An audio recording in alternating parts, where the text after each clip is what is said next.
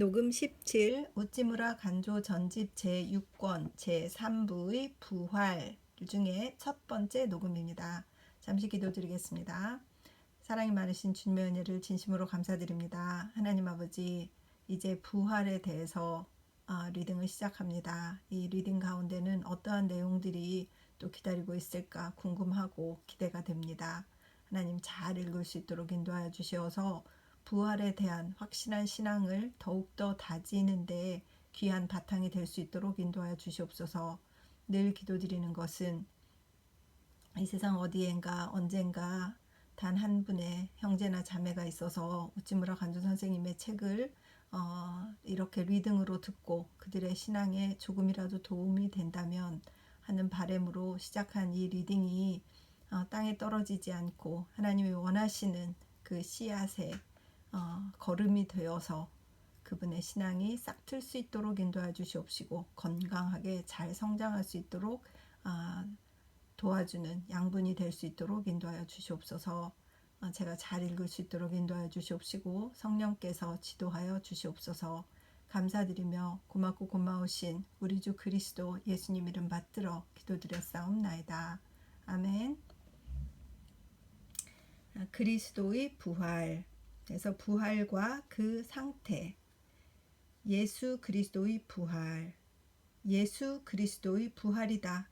바울의 부활이 아니다. 베드로, 요한, 야고보들의 부활이 아니다. 물론 나의 부활이 아니다. 이 세상의 그 아무개의 부활이 아니다. 우리가 믿는다고 말하는 것은 예수 그리스도의 부활이다. 죄의 아들인 사람의 부활이 아니다. 죄를 몰랐던 하나님의 아들 예수 그리스도의 부활이다. 우리가 사람이 부활했다고 믿으면 부도리를 믿는 것이다. 그러나 일찍이 한 번도 죄를 지은 일이 없고 그 원수를 향해 너희 중에 누가 나를 죄로 책 잡겠느냐 요한복음 8장 46절 라고 말할 수 있었던 순성무구의 사람 예수 그리스도가 죽음에서 부활하신 것을 믿을 때 우리는 부도리를 믿는 것이 아니다. 죄의 값은 죽음이라고 하고 죽음의 가시는 죄라고 말한다면 죄에서 난 사람이 죽는 것은 당연하고 또 자연스럽다. 이와 반대로 죽음의 원인인 죄를 몰랐던 예수 그리스도가 죽어서 그대로 없어진다는 것은 부당하고 또 부자연하다. 우리는 사람이 죽는다는 말을 듣고 놀라지 않는다. 그것은 그가 죄의 사람임을 알기 때문이다. 그러나 여기 한 번도 죄를 범한 일이 없고 사도 베드로의 말을 빌면 저는 죄를 범치 아니하시고 그 입에 괴사도 없으시며 욕을 받으시되 대신 욕하지 아니하시고 고난을 받으시되 위협하지 아니하시고 오직 공의로 심판하시는 자에게 부탁하시며 베드로전서 2장 22절 23절 고 하는 완전한 사람인 예수가 죽어서 썩어 없어졌다고 하면 우리는 크게 의심하지 않을 수 없는 것이다. 우리가 아는 사람은 모두 죄의 사람이기 때문에 우리는 그 죽음을 들어도 이상히 여기지 않는 것이다. 그러나 예수는 사람 가운데 단 한 분, 죄를 모르는 분이다. 어떠한 비평가도 그를 정죄할 수 없는 것이다. 그에게 도덕적 결점을 인정할 수 있는 사람은 동서고금에 하나도 없는 것이다. 그가 행했다는 기적은 없었다 하더라도 그가 도덕적으로 완전 무결한 사람이었다는 일은 누구나 시인하지 않을 수 없는 것이다. 그리하여 그러한 사람이, 즉 그러한 사람은 세상이 시작된 이후 단 한 사람 있었을 뿐이다. 그러한 사람은 죽음에서 다시 살아나 승천했다는 것이다. 우리 크리스천은 이 일을 믿으니 별로 부도리를 믿는 것은 아닌 것이다. 부활은 참으로 커다란 기적이다. 그러나 품성의 순성은 더욱 큰 기적이다. 그리하여 이 기적이 있을 때 그 기적은 기적이 아닌 것이다. 예수가 있었다는 일이 이미 기적 중의 가장 큰 기적이다. 도덕의 법정에 서서 한 가지도 지적당한 일이 없는 사람이 있었던 일, 이 일이 최대 기적이다. 그리하여 부활은 이 사람에게 있었던 일이다. 이것을 자연의 결과로 보아 잘못이 아닌 것이다. 우리는 예수가 사람이라고 말하고 그리하여 사람이기 때문에 모든 사람과 같이 죽어서 썩어 없어질 사람이라고 생각하는 것이다. 그러나 예수는 사람이면서 사람이 아닌 것이다. 스스로를 헛되게 하시고 종의 형상을 취하여 사람과 같은 모습으로 나타나신 그 의미에서는 사람이었지만 죄를 범하지 않고 죄를 모르고 안으로나 밖으로나 결함이 없는 분인 그 사실에서는 그는 사람이 아니었다. 그리하여 안이 밖으로 나타나기 위해서 곧 몸이 영에 응하기 위해서는 그의 경우 삶은 죽음을 이기고 그가 죽어 더 높은 상태에서 부활하신 것이다. 건전한 몸에 건전한 정신이 깃든다는 속담은 정신과 육체의 깊은 관계를 말하는 것이다. 똑같이 건전한 몸은 건전한 정신의 결과라고 말할 수가 있다. 정신과 육체의 관계는 상호적이다.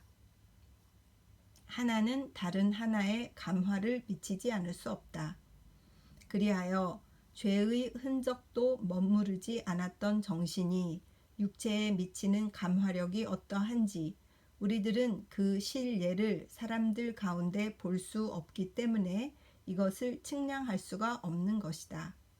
그래서 단 한 분 예수 그리스도의 경우에서 그 감화력이 어떠한지가 보여진 것이다. 변화산에 있어서의 그의 용모의 변화는 그의 정신이 그의 산 육체에 미친 감화를 나타낸 것이다. 저희 앞에서 변형되사 그 얼굴이 해같이 빛나며 옷이 빛과 같이 희어졌더라. 마태복음 17장 2절.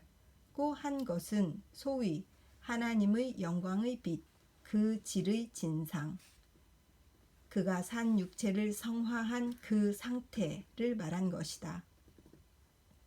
그리고 부활은 같은 정신이 예수의 죽은 육체에 끼친 감화를 나타낸 것이다.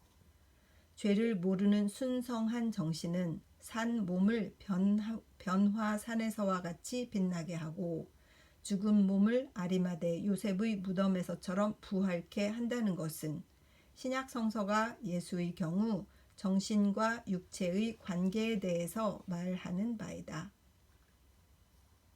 예수 그리스도의 부활은 예수 그리스도의 경우 당연한 것이다. 자연적이다. 긍정할 수 있다. 믿을 수 있다. 죄의 아들인 사람의 경우에는 있을 수 없는 일이지만 하나님의 아들인 거룩한 예수 그리스도의 경우 당연히 일어나야 할 일이다. 신자의 부활. 예수 그리스도는 죽음에서 부활하셨다. 그에게는 부활이란 당연한 일이었다. 자연적이었다. 베드로가 말한 것처럼 그는 죽음에 사로잡혀 있을 뿐 사도행전 2장 24절은 아니었다. 죄의 아들인 사람에게는 믿기 어려운 부활이 하나님의 아들인 예수 그리스도에게서는 없을 수 없는 일이다. 그러면 신자의 부활의 희망은 무엇에 의한 것인가? 그도 또 사람이니 부활은 그에게 부자연하지 않은가? 신자는 그리스도의 부활을 믿을 뿐 이것을 자기에게 바랄 수는 없는 것일까? 그렇다. 신자에게 부활의 소망이 있다. 이것 없이는 그는 신자가 아니다. 어떻게 해서든지 죽은 자의 부활에까지 이르려는 것이다. 빌립보서 3장 11절 이란 사도 바울의 희구이며 또 신자 각자의 희구이다. 신자의 소망이라고 하는 것은 실로 이 부활의 소망이다. 그는 그저 막연히 미래의 소망을 갖는 것이 아니다. 그는 그리스도와 같이 다시 소생하여 영원한 영광에 들어가려고 하는 것이다. 그래서 신자의 부활의 소망은 자기에 의한 것이 아니다. 주 예수 그리스도에 의한 것이다. 신자는 사람으로서 부활하려고 하는 것이 아니다. 이것은 그가 바란다고 되는 것이 아니다. 그는 주 예수 그리스도 안에서 부활하는 것이다. 바꾸어 말하면 그리스도가 그에게서 부활을 되풀이 하시는 것이다. 신자는 그리스도가 머무시는 자이다. 그리하여 나는 부활이요 생명이니 요한복음 11장 25절 라고 말씀하신 그는 신자의 몸에 머물러 이것도 또한 부활케 하시는 것이다. 예수의 영이 있는 곳에는 반드시 부활이 있다. 예수의 영을 받으면 부활은 자연의 결과라고 볼 수가 있다. 사람은 자기가 부활할 수는 없다. 하나님은 또 사람에게 스스로 부활할 힘을 주시지 않는다. 그러나 아버지께서 자기 속에 생명이 있음 같이 아들에게도 생명을 주어 그 속에 있게 하셨고 요한복음 5장 26절 라고 하여 그리스도는 스스로 생명을 가지신다. 곧 부활할 힘을 스스로 갖추고 계신다. 그리하여 스스로 즐기시는 곳에 머무시어 거기서 부활을 행하신다. 그리스도가 계시지 않는 곳에 부활은 없다. 그러나 그가 계시는 곳에는 죽음은 마침내 삶을 이길 수가 없다. 그리스도 내재의 특권에 참여하여 신자는 그와 함께 부활하지 않을 수 없는 것이다. 그리하여 이상의 사실을 분명히 나타낸 말이 로마서 8장 10절에서 11절에 있는 사도 바울의 말이다. 또 그리스도께서 너희 안에 계시면 몸은 죄로 인하여 죽은 것이나 영은 의를 인하여 산 것이라. 예수를 죽은 자 가운데서 살리신 이의 영이 너희 안에 거하시면 그리스도 예수를 죽은 자 가운데서 살리신 이가 너희 안에 거하시는 그의 영으로 말미암아 너희 죽을 몸도 살리시리라. 예수가 머무신 신자라고 하더라도 그 육체는 날 때부터의 죄로 말미암아 죽는 사람이다. 그러나 예수는 신자에게 머무실 때에 그 영혼에 머무시기 때문에 영혼은 예수의 의 때문에 산다. 자기의 죄 때문에 육체는 죽고 예수의 의 때문에 영혼은 산다. 신자에게 있어서 부활은 그의 영혼을 가지고 시작하는 것이다. 그러나 신자의 부활은 그의 영혼으로 끝나는 것이 아니다. 예수의 영이 머무는 곳이 되어 부활은 영혼에서 다시 육체에 미치는 것이다. 사람은 영혼뿐이 아니다. 또 육체뿐도 아니다. 영혼과 육체이다. 영육은 그의 실제의 두 면이다. 그래서 영혼으로 시작된 부활은 육체에까지 미치지 않을 수 없는 것이다. 이것을 과일에 견주어 말한다면 영혼은 그 핵심이며 육체는 그 껍질이며 과육은 그 밖의 부분이다. 그리하여 생명이 한 번 핵심에 임하면 마침내 과일 전체에까지 미치지 않을 수 없다는 말과 똑같다. 바울의 말에 의하면 신자는 이 세상에서 영의 보증 고린도후서 1장 22절 5장 5절을 하나님께로부터 받는 것이다. 영이란 물론 성령이며 그리스도의 영 곧 생명의 영이다. 보증이란 상업상의 말이며 착수금이나 보증금이라는 뜻이다.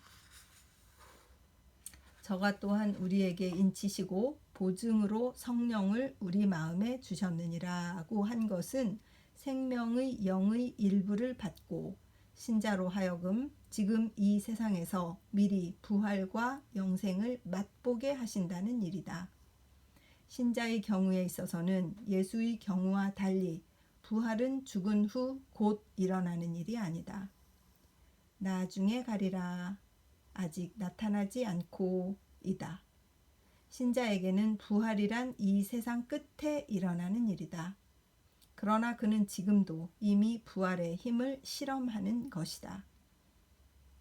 지금은 영의 보증을 받는 데 그치고 그 전액을 받은 것은 아니지만 이미 받은 보증금에 의해 전액 지불이 증명되고 또 보증금의 품질에 의해 그가 최후에 받아야 할 의의 생애의 보상이 위조가 아닌 순금의 정화임을 아는 것이다. 그리하여 신자가 부활을 바라고 기다리는 것은 목적도 없고 근거도 없는 것을 기다리는 것이 아니다. 이미 그리스도의 영을 받고 그의 마음 깊은 곳에 부활의 힘을 실험하기 때문에 마침내 그의 죽어야 할 육체도 살리게 되는 것을 바라고 또한 믿는 것이다.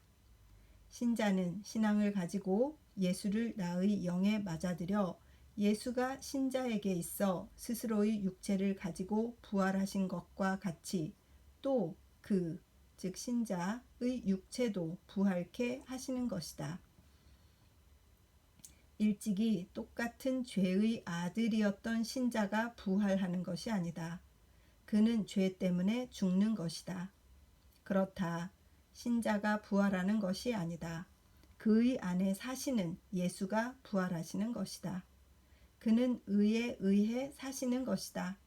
그리하여 예수는 신자 안에서 부활하시어 신자와 함께 부활하시는 것이다.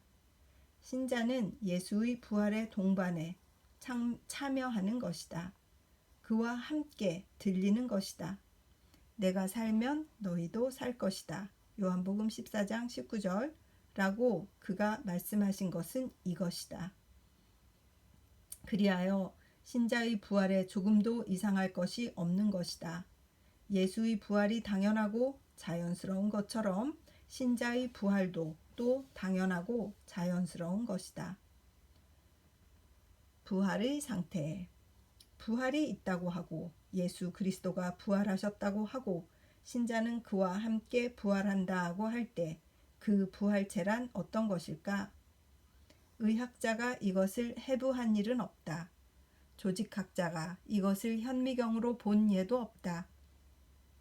신약 성서가 보여주는 예수의 부활체란 자연계에서 볼 수 없는 것이 아닌가?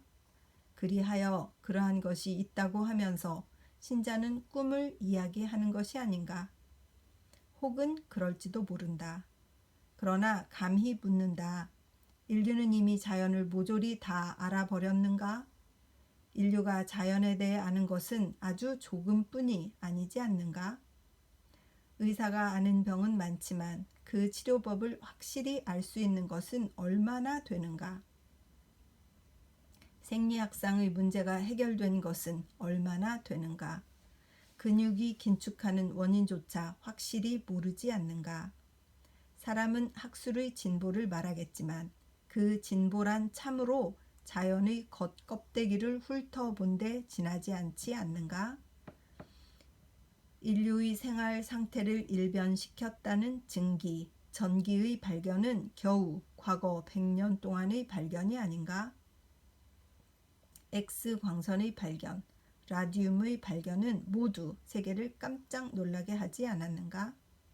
우주의 에너지는 이미 모두 발견되었다고 생각하는가? 원소는 이미 모두 화학의 정밀한 검사를 받았다고 생각하는가? 태양의 광면에 가스체로 존재한다고 하는 원소 헬륨은 또 어떠한 상태로 땅 위에도 존재하고 있지는 않는가? 그리하여 만일 가스체의 원소가 있다고 한다면 더 희박한 에틸체의 원소가 없다고 단언할 수도 없지 않은가? 인류는 자연을 모조리 알았다고 말하지 말라. 내일 또 어떤 새 원소의 발견이 있어 우리의 우주관이 일변할지 아직 모르는 것이다. 또 새 원소의 발견이 없다고 해도 동력의 적용 여하에 따라서 구 원소도 신형태를 취하여 새 물체로 나타나지 않겠는가?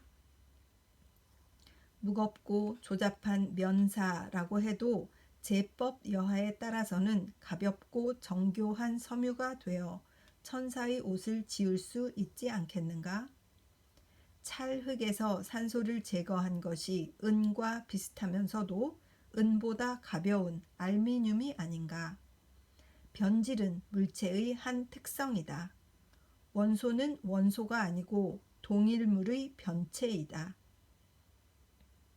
동은 금으로 화하고 연은 은으로 화하고 길거리의 자갈까지도 라듐으로 화할 때가 오리라는 것은 신화학이 주장하는 바이다. 사실 그렇다고 한다면 신약 성서가 주창하는 육체의 부활은 지금부터 전혀 부정할 수는 없다. 우리가 지금 가지고 있는 육체만이 영혼을 깃들이게 할 수 있는 유일한 기관이라고 말할 수는 없다. 혈육이 하나님의 나라를 이어받지 못한다는 말은 하나님의 나라에 들어가 그 시민된 특권을 갖춘 사람은 혈육 이외에 더욱 교묘한 신체를 갖춘 사람이 아니면 안 된다는 뜻이 아닐까? 바울이 말한 것처럼 모든 육은 같은 육이 아니다.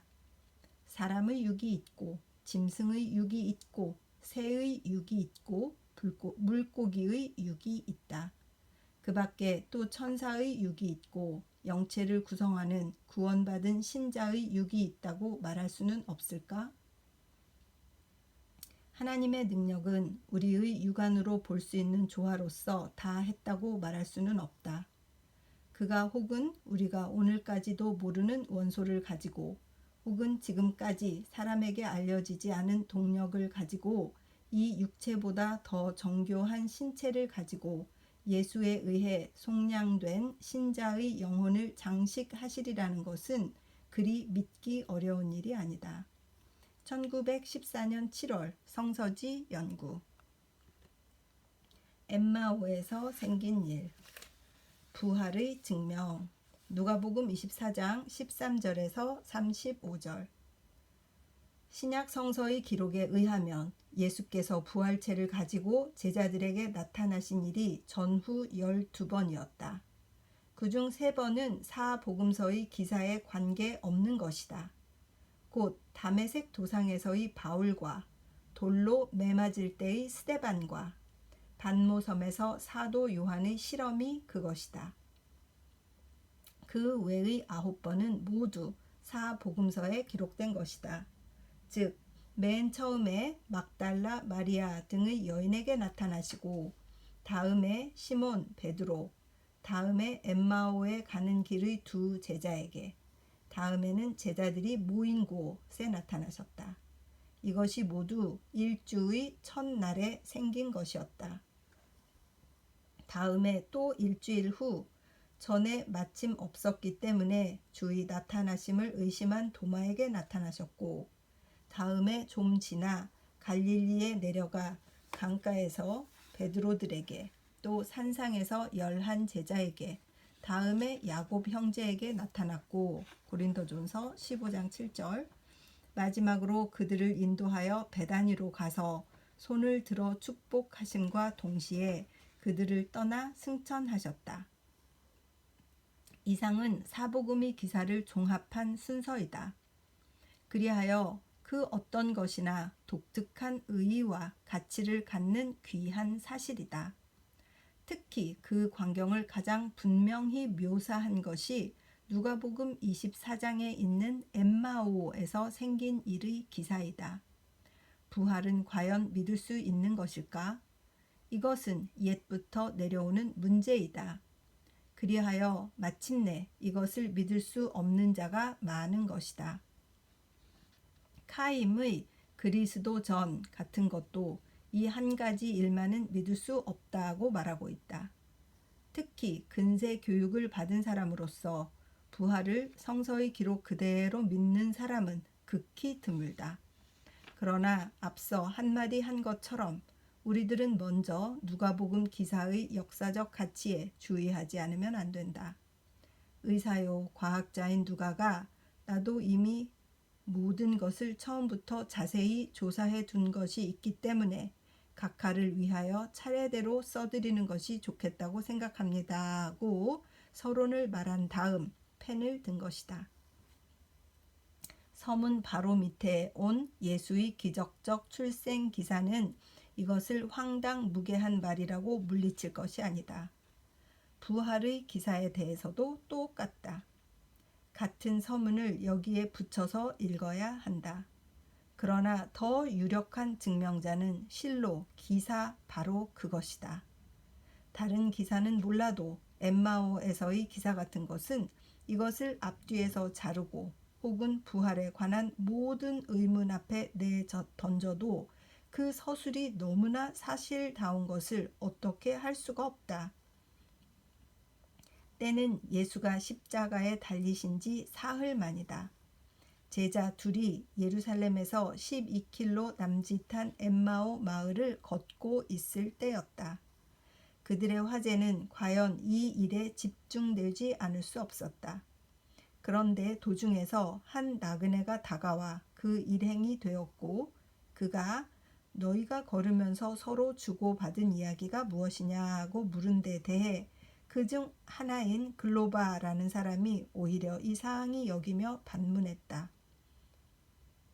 당신이 예루살렘에 머물러 있었다면서 최근 며칠 사이에 거기서 된 일을 당신만이 모른단 말이요? 하고 그리고 계속 예수의 인격과 그 죽음과 그 무덤이 비었던 일을 설명했다. 생각건대 이것들은 당시 예루살렘의 여론이었던 것 같다. 그런데 나그네는 말했다. 너희는 미련하기도 하다. 예언자들이 말한 모든 것을 믿지 못하는구나. 그리스도가 마땅히 그와 같은 고난을 받아야 영광에 들어가게 되지 않겠느냐고. 그리고 그는 구약 성서에 대해 주해를 가하고 그리스도의 죽음과 부활의 필연적인 까닭을 설명했다. 얼마나 위대한 주해였던가. 곧 그들이 가려던 동네에 이르렀는데 그가 더 여행을 계속하려는 것 같이 보이자 그들은 그를 만류하여 머무르게 했다. 그런데 그는 오히려 그 스스로 주인의 자리에 앉고 떡을 떼어 축사하고 그들에게 주었다. 이때 두 사람의 눈은 갑자기 열려 그가 주 예수인 것을 알아보았다. 그러자 그들 앞에서 사라졌다. 그들이 서로 말하기를 길에서 그분이 우리에게 말씀하시고 성경을 설명해 주실 때 우리의 마음이 뜨겁지 않았던가 하고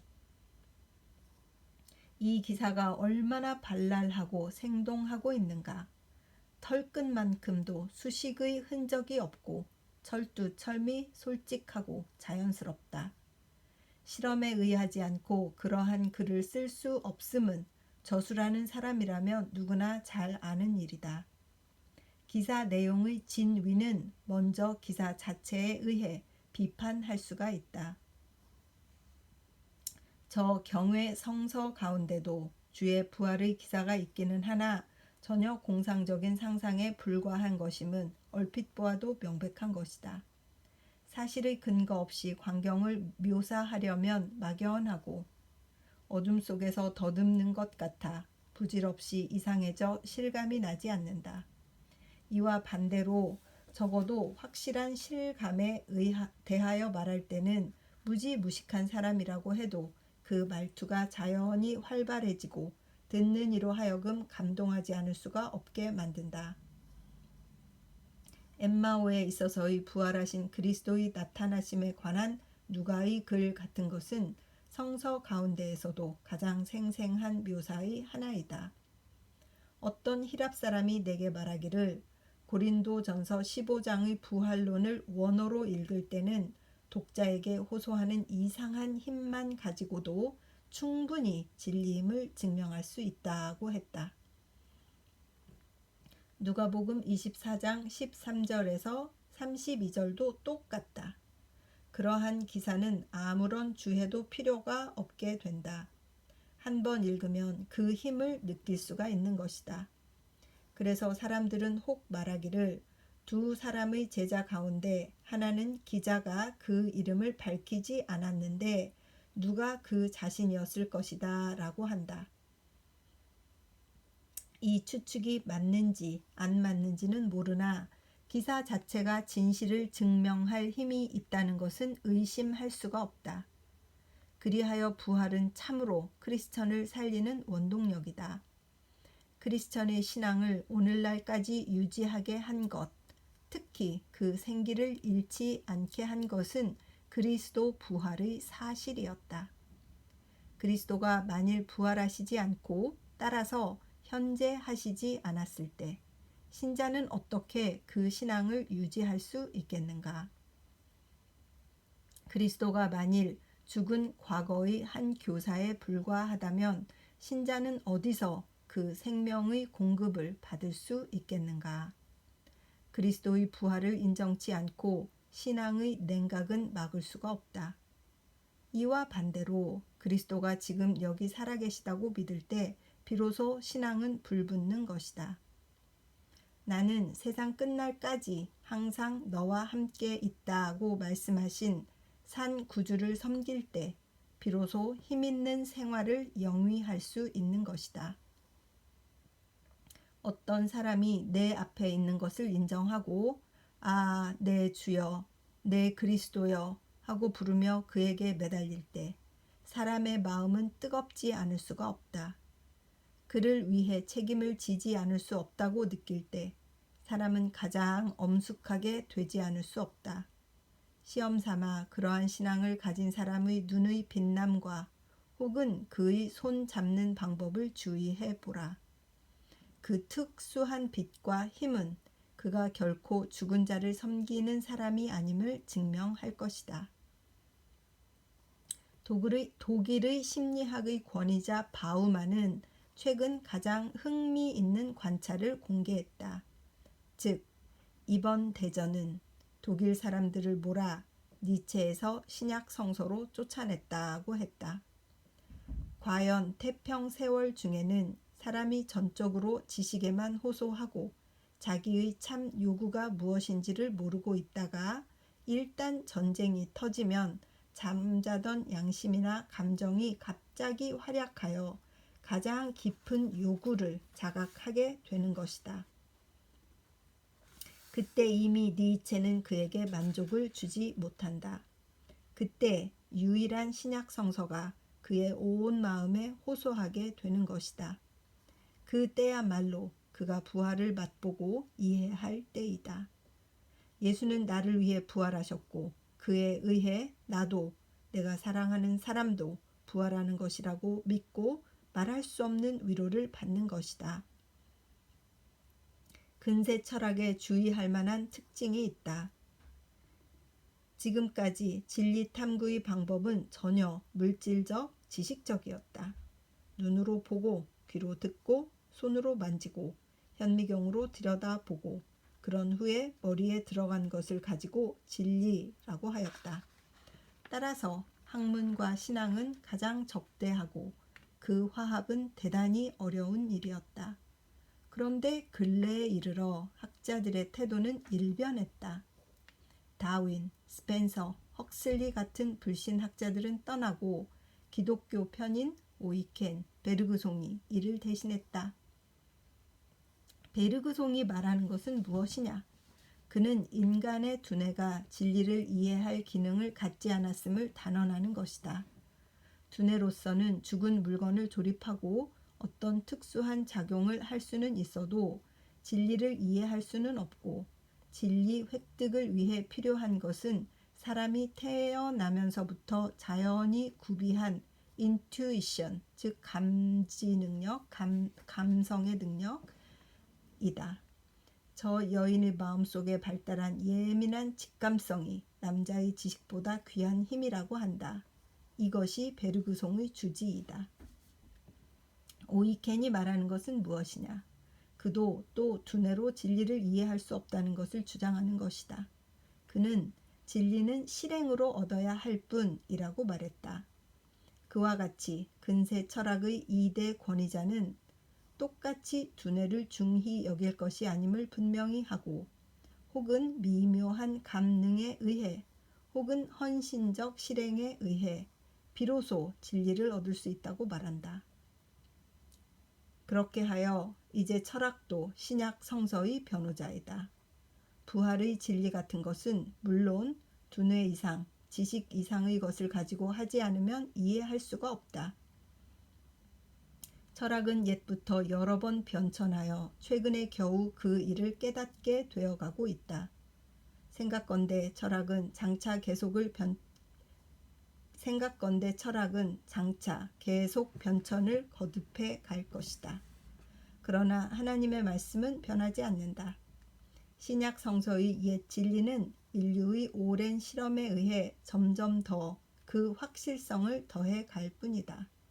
그렇다. 이것을 실험에 의해 보면 부활이야말로 나의 구원의 중심이다. 나의 희망을 지속하는 힘이다. 일찍이 어떤 사람이 말한 것처럼 인생은 사방이 두터운 쇠벽으로 둘러싸였다. 다만 길 하나가 멀리 높이 깨끗하게 자유로운 별천지로 뚫려 있다. 그것이 그리스도의 부활이다. 만일 그 문을 닫는다면 우리는 다시 먼저 있던 좁은 감옥에 돌아올 수밖에 없는 것이다. 그리스도의 부활은 우리들의 유일한 소망의 밧줄이다. 만일 그리스도께서 다시 살아나지 않는다면 너희들의 믿음은 헛것이 되고 너희는 아직도 죄 가운데 있는 것이다. 고린도전서 15장 17절라고 했다. 곧 그리스도의 부활은 하나님이 인류의 죄를 용서하신 증거이다. 죽음은 죄의 결과로 인류에게 임한 것이며 죄가 제거됨과 동시에 죽음이 제거된 것이다. 그래서 부활을 죄 사하심과 분리해서 생각하면 안 된다.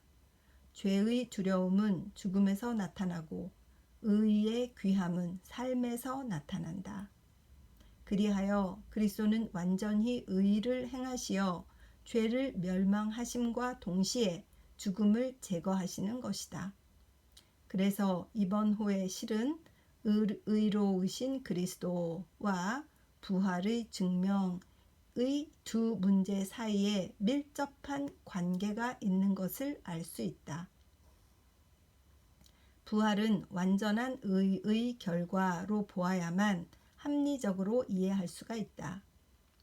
또 예수는 우리의 범죄 때문에 죽음을 당하셨고 또한 우리를 의롭다고 인정하시기 위하여 다시 살아나셨다. 로마서 4장 25절라고 말한다. 예수의 부활은 우리들의 죄가 용서되고 우리들을 이미 그에 의해 의롭다고 하신 결과라는 것이다. 인류의 죄가 용서된 결과로서 그 대표자이신 예수가 다시 사신 것이다. 1917년 5월 성서지 연구. 그래서 오늘 부활의 첫 번째 녹음은 여기까지 하도록 하겠습니다. 역시 또 우찌무라 선생님답게 대단하신 그 의미, 설명 여기에 정말 시간 가는 줄 모르고 읽었습니다. 정말 같은 은혜를 받으셨으면 좋겠고 이 글을 들으시는 분이 정말 축복받으신 분이라고 저는 확신하고 있습니다. 꼭 주님께서 믿음의 형제, 믿음의 자매들께 이 귀하신 말씀이 전파되게 하시려고 저를 쓰시지 않나? 이런 생각을 하고 있습니다. 기도드리겠습니다. 주님 은혜를 감사드립니다. 진정 우리 예수님의 부활이 또 우리의 영에 미쳐서 우리가 함께 예수님과 같이 예수님의 세계로 들어갈 때에 진정한 우리들의 삶의 가치가 있는 것이 아닐까 하는 생각을 또 다시 한번 하게 되었습니다. 귀한 리딩하게 해주셔서 너무나 감사를 드립니다. 신앙에 대해서 더 깊은 마음이 생기고 더 용기가 생기고 정말 주님께 그 부활을 부탁드리는 이 신앙에 있어서 정말 확신이 생기는 그런 느낌을 받는 귀한 말씀이었습니다. 아버지 하나님, 이 귀한 리딩이 꼭 전해져서 저의 신앙도 더욱더 강건해지고 있는 것처럼 들으시는 분의 신앙도 강건하게 성장할 수 있도록 인도하여 주시옵소서. 리딩을 듣는 한 형제를 축복합니다. 리딩을 들을 한 자매를 축복합니다. 하나님의 사랑과 하나님의 은총이 그분들에게도 넘칠 수 있도록 인도하여 주시옵소서. 감사드리며 고맙고 고마우신 우리 주 그리스도 예수님 이름 받들어 기도드렸사옵나이다. 아멘. 사랑하고 축복합니다.